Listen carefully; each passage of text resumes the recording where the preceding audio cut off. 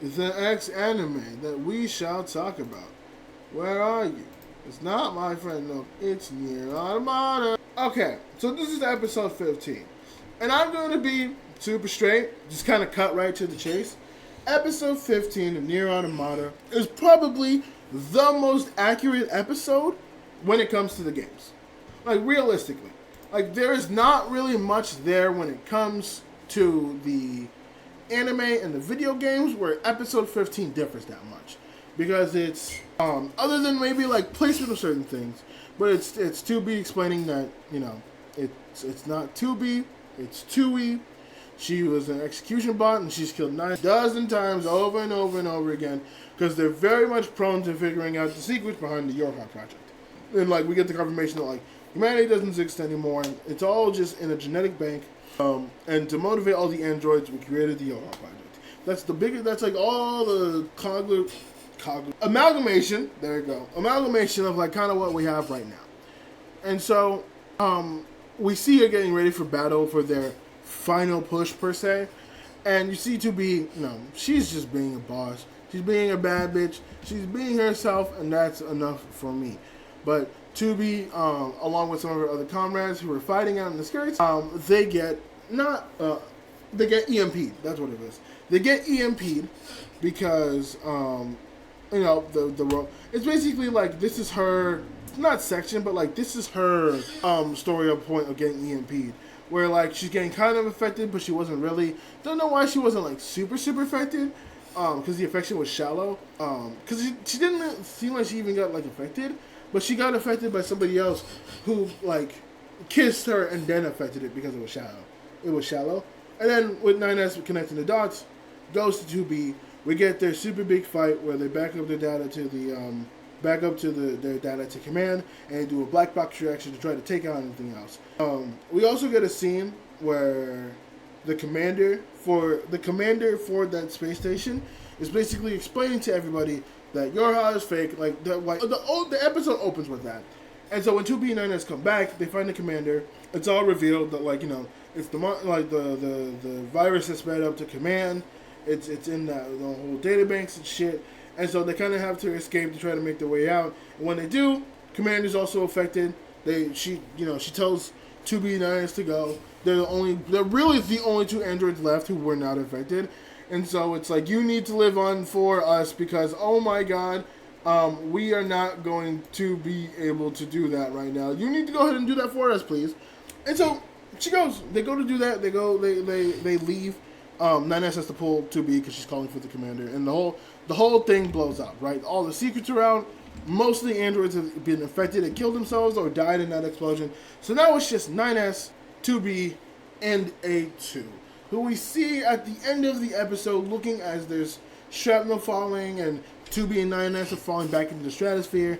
And I thought it was going to be this episode, but next episode is going to be the episode where it's like, damn, I really want to know how they do that particular scene. Now, here's my big thing when it comes to Nier Automata's anime. And I think this is the biggest thing, because I was kind of waiting for... There were other episodes, but I didn't really take that into consideration when, very early on, because I thought this was kind of going to be like a one of one, but just added materials, because obviously gotta change some things from adaptating animation, video games to animation. But now we have all these plot point changes. We have all these other things. We have things that could realistically affect the game. And so, my big thing with episode 15, is that there wasn't really any more changes. Every story beat, every little thing was was very much one for one, albeit a few anime style choices of where to place certain contexts, where to explain certain things, where characters are, what's happening with those characters, you know, like the added context that an anime fan would need in order when watching this. And I don't know.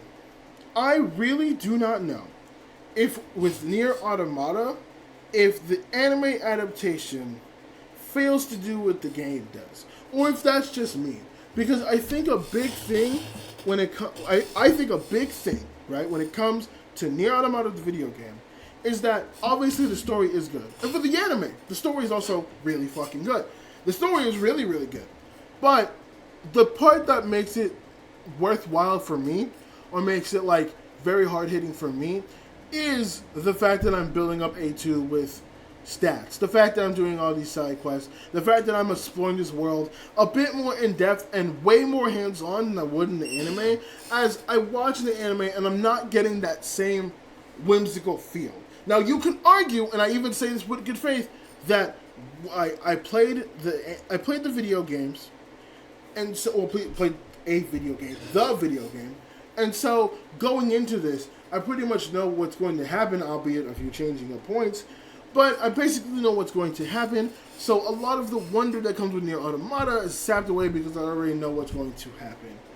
My problem is I don't know if this is against Yoko Taro or against the person who was trying to adapt it a bit more properly in terms of animation-wise, but not animation-wise, in terms of story-wise, but like, Jesus Christ, what was I going on about? Oh, I blanked out for like a quick second. Jesus, Lord Christ, what the hell was I talking about? Something about Yoko Taro and his way of explaining stuff from like the manga and whatnot. Oh, I think it was in the sense of it was coming back. Okay, basically what I'm trying to say is that I think the games tell the story a lot better than the anime, because the anime, there's like elements of it that get you more invested into the story, versus realistically just watching the story doesn't have that same level of impact. That's something I got to talk to about with Bug Fang, my co-host of Dreams of Weeds podcast, because that's like a kind of interesting development I had. It was, I am watching this show from a game that I played, and it feels like I'm experiencing this in a different way. And it's so weird to think about, because it's one of those things where it's just like, it's really not that serious, and it's honestly not that bad. But it feels bad, but it could also just be that the story might not be adaptatable. But I would assume that it would have been. I assume that it would have been. I don't know. It gives me a good reason, though, to go back and play Nier Automata, which I'm happy about. I get to go back and experience that game all over again on the semi-new PS5 I have. But, yeah. I did, I did like the show. I did, in fact, like this episode. But, it definitely threw into question whether I liked the story because of how interactive it made me in the video game and within the story, or if watching the story for a second time has ruined it, or if I have grown out of liking the story, which is why I feel like before I even make a review on this, once this is all done, I am going to need to play that game. I'm going to need to play that game to completion to get a good understanding of basically what I'm trying to get. Not what I'm trying to get, but like basically what I'm trying to understand for myself. But yeah, overall, yeah, I gave that an 8.5, and not 8.5. I gave it 8 out of 10 because it was good, but the things in my mind are making me just a